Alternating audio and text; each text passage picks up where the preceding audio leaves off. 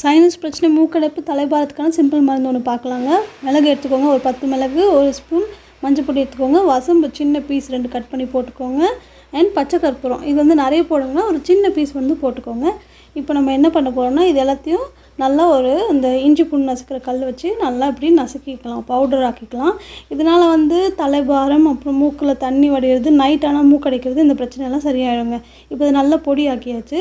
இப்போ நம்ம வந்து ஒரு சின்ன வெள்ளை துணி அதை வந்து இந்த மாதிரி ஸ்கொயர் ஷேப்லேயோ எப்படியோ ஒன்று கட் பண்ணி எடுத்துக்கோங்க.